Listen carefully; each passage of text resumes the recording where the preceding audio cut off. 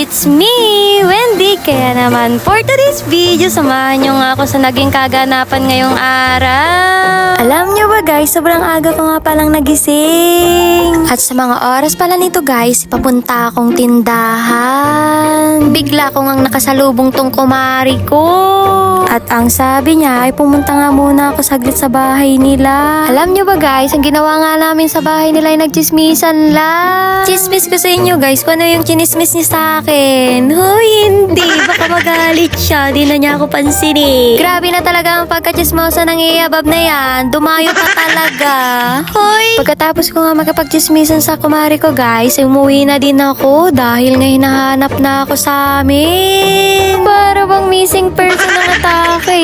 At dito nga guys, ay endgame na naman yung iabab na yan. At kung makikita nyo nga guys, ay humupa na nga yung tubig baha dito sa amin. At sa mga oras pala nito guys, ay aalis kami. Pupunta nga pala kaming Abalos dahil nga yung kasama ko meron daw bibilhin. At kung makikita nyo nga guys, dito nga sa amin ay maaraw na.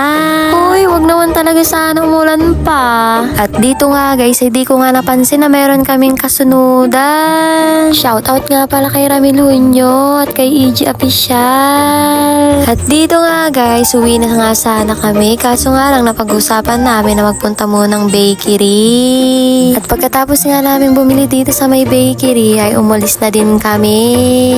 Dahil nga, nag-aantay na talaga yung lilinisan ko sa bahay. Huy! Yan lang pala yung binili ko sa bakery guys, cinnamon. At dito nga guys, pauwi na nga kami. Shoutout nga pala kay Ate Kuni.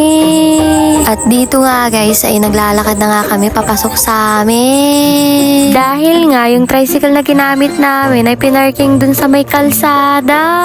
Yung hawak ko pala guys, yan yung sinadya namin sa may Abalos. Yung hawak ko nga guys, pwede pa talaga gawing toothbrush yan. Uy, eme! Shoutout nga pala kay Kuya Rene Tikman. Ang awit na ito ay ko sa'yo. Hello. Kulit mo din no?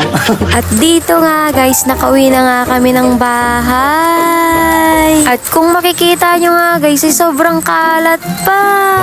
Uy, grabe na yan talaga. Pag uwi ko nga ng bahay guys, nilinisan ko agad yung kwarto. Kasi nga guys, sobrang dami nga talagang naiiwan na puti. Kung makikita nyo nga guys, di pa talaga nabababa yung cabinet ko. Pati na rin nga yung higaan namin ng kapatid ko.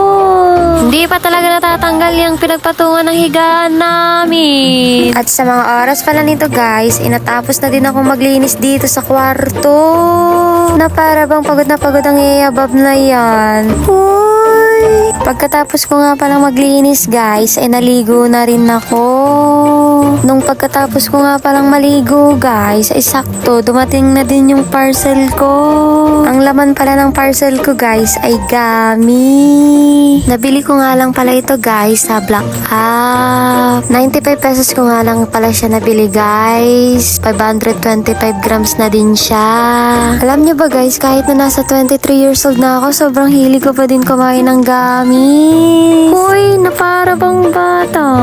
Dito nga guys, isa-isa ko na nga lang tinikman yung gummies na nabili ko. Grabe nga guys, sobrang sarap. Yan lang pala yung naging kaganapan ko ngayong araw. At kung nagustuhan mo nga pala ang video na ito, please like and share na din ng page ko. Thank you for watching. See you on my next video.